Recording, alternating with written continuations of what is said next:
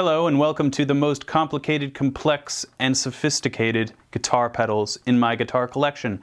I have 4 offerings for you today, each with their own unique capabilities. This is not a sponsored video. This is simply a video for all the geeks. Join me, won't you, as we descend into the nerd vortex. The first pedal is the Plethora X5 from TC Electronic, and at first glance this looks like a multi-effects pedal, but it is actually a pedal board, if you can believe that. As you can see here, we have from left to right compressor, an effects loop if you want it, chorus, delay, reverb. And here's what this sounds like.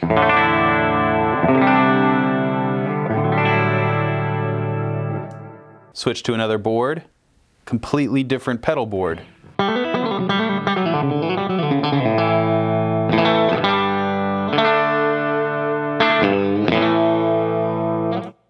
Within each pedal board, obviously, you can swap pedals in different orders. You just hold these buttons down and they switch just like that. And another cool thing is it instantly saves. So as you can see, I'll go to another board and then go back.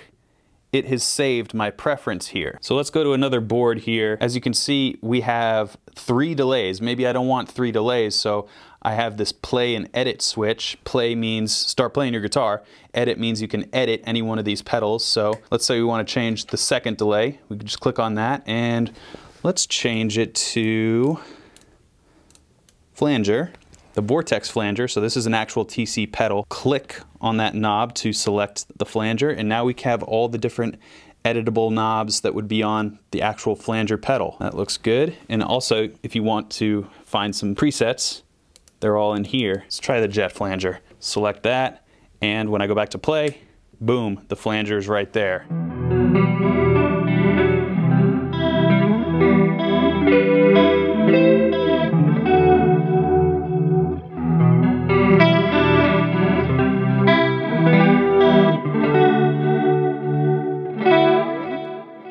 So the one pedal type that isn't built into the Plethora X5 is an overdrive or distortion pedal. So we can easily add one in front of or through the effects loop, wherever you want to put it.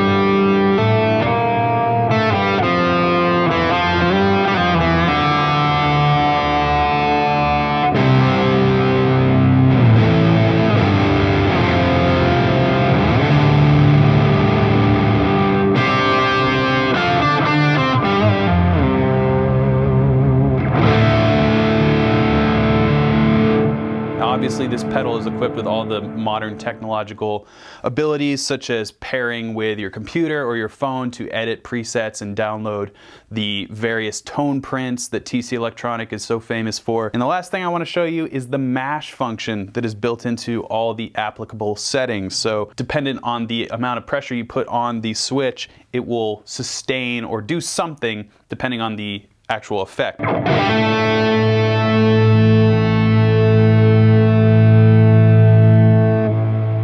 As you can hear there with the octaver, when I mash it down, it adds more octave to it. So it's really cool for, you know, a suspenseful moment.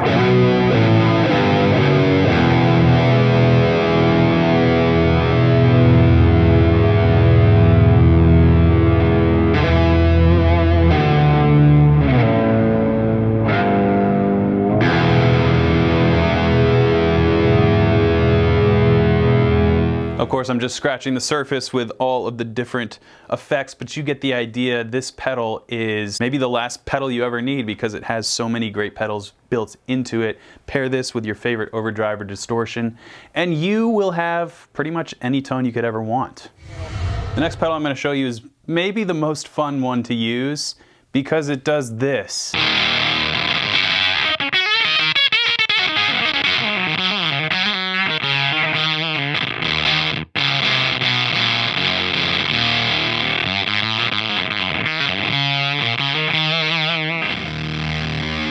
Yeah, That's psychedelic. This is the Kangra from Walrus Audio. And as you can hear, it is a fuzz pedal of sorts that also has an envelope filter. And this one, like I said, is probably the most fun to use. It's also probably the least complex, given that it doesn't have quite as many sound options, but the options it does have are highly tweakable, and just a small turn of the knob can really dramatically impact the sound that you get, so that's why I included it on the list. And it just sounds so cool. So you're just hearing the fuzz on its own.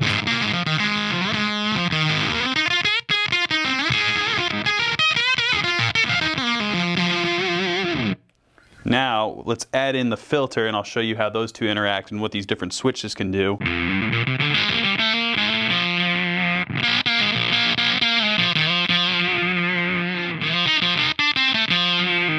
So as you can hear, we have an automatic envelope happening. This switch is actually able to be turned this way, so you can just stick on a frequency and the envelope doesn't activate based on your attack. So it's sort of like leaving a wah pedal in just a fixed position. You can also hook up an expression pedal to this if you want to manually control the envelope filter. But we're going to keep it on automatic. And like I mentioned, just the sensitivity of where the frequency is at can really dramatically affect this tone.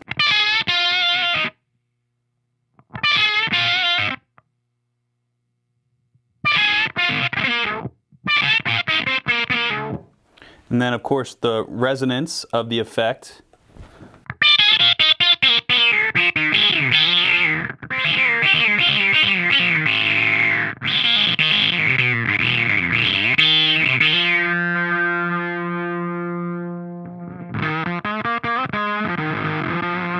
That's the sensitivity of the filter's attack. So all the way down, you're not going to get much filter. It's going to just kind of sound a little dipped. And then obviously all the sensitivity. And you can hear I'm way up here on the neck, but it's still so dirty and gnarly in the low end. As you can see here, we have M and V. I don't actually know what these stand for, but I just know the V makes it a lot louder. Keep it on the M. And then there's a mid boost.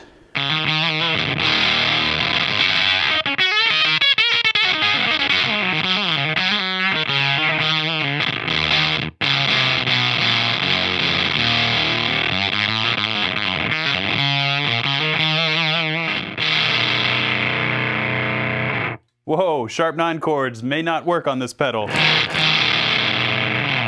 Or do they? Up next, we have the Ventress dual reverb from Source Audio. This is maybe the most popular reverb pedal of the last year or two. There's also the Nemesis delay, and they've actually combined them since into one pedal called the Collider. This is definitely my go-to reverb for a lot of different things, and it just does so much, and it's hard for pedals to do a lot of things and also do all those things well. I think that's a trap that some pedal builders fall into, is they want to offer a lot of different features, but they don't necessarily hit the mark on all of them. The cool thing about the Ventress is not only is it a great sounding reverb on its own, but you can actually stack reverbs and stack them in different orders, but at the same time, it doesn't get overly complex if you don't want to. So I'll just go through a few of my favorite settings, and you can get an idea for the sounds that you can achieve with this pedal.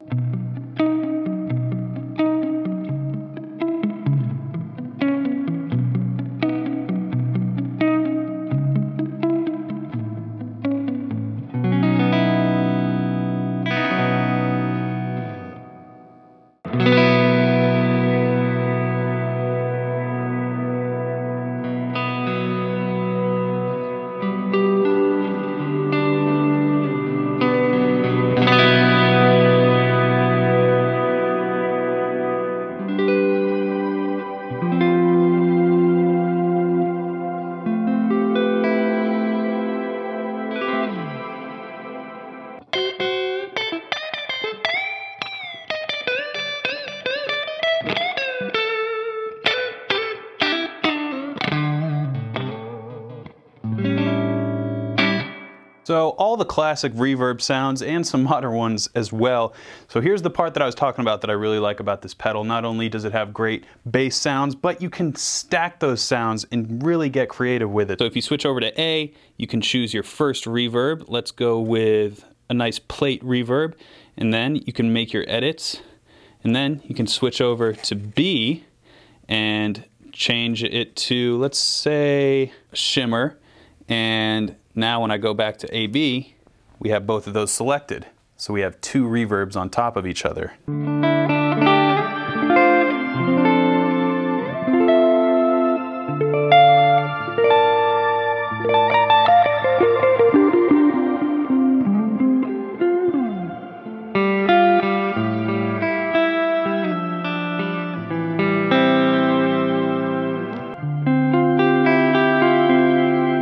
The last little piece of the puzzle, I think, is just to give you the classic distortion and reverb.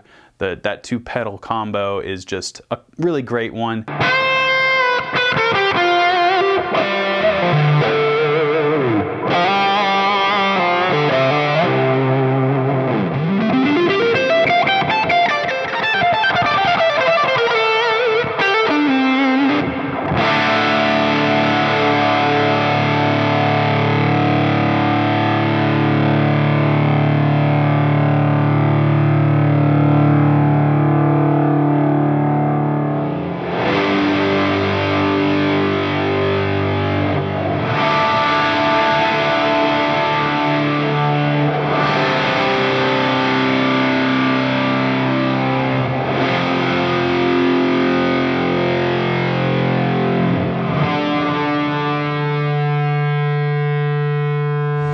Okay, we've come to the final pedal on the list, and this is honestly the pedal that gave me the idea to make this video, because this is the most complex guitar pedal in the world, and it's not a debate. This is the ZOA from Empress Effects. What the ZOA does is essentially give you the ability to build any circuitry into any guitar pedal. I'm only gonna scratch the surface of this pedal's potential, but hopefully I give you a pretty good overview. So when you start ZOA up, I'm calling it ZOA like it's a person.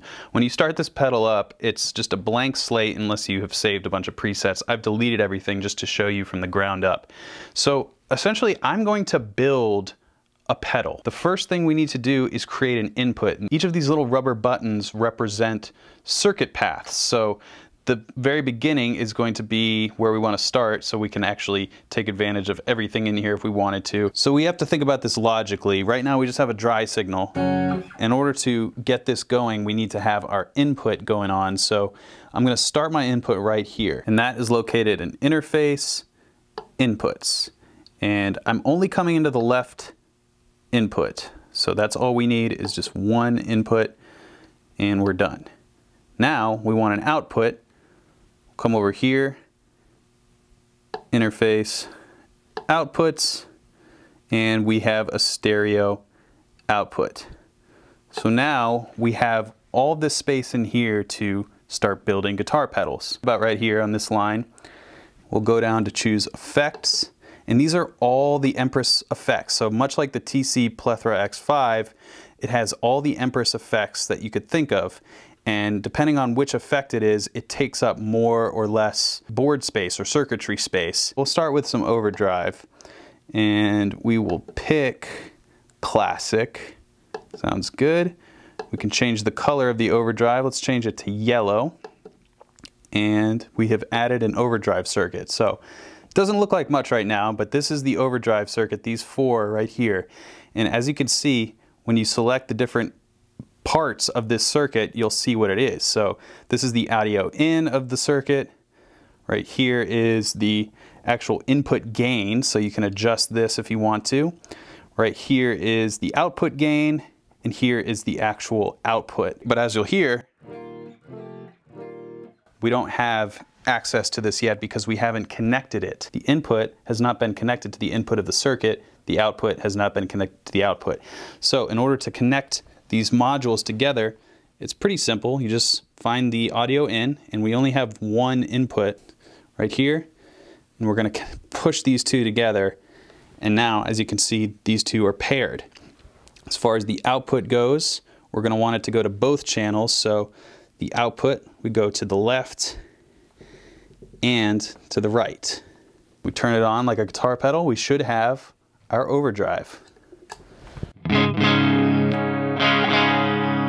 Not quite enough gain for my taste. Let's bump that up. And we're gonna do that right here in the input gain.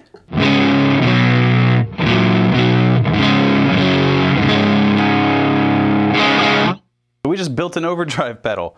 Let's keep going. And we'll start here with the effects. How about a hall reverb? Cooler color, how about aqua? As we'll see again, there's the input. We're gonna connect that here to this output of the pedal, so it's sort of like distortion into reverb.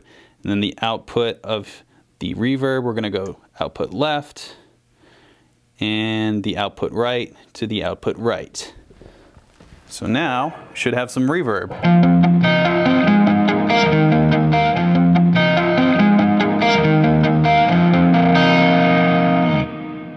Now, if you check out these modules, you can see what does what. So this is the decay time. We'll pull some of that out. And we've got a mix here. We'll pull some of that out.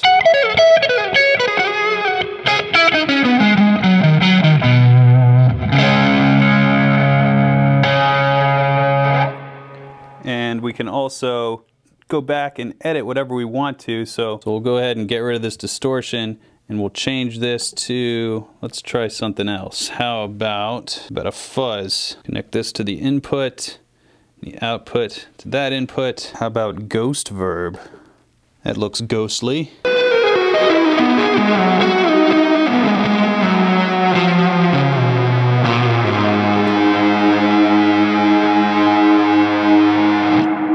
That's all I'm going to show you with that pedal. It really deserves its own video. I will get there eventually. But those are my most sophisticated guitar pedals. Let me know what's the most complicated or complex pedal you've ever tried. Leave a comment down below. I'd love to hear from you guys. Until next time, keep shredding.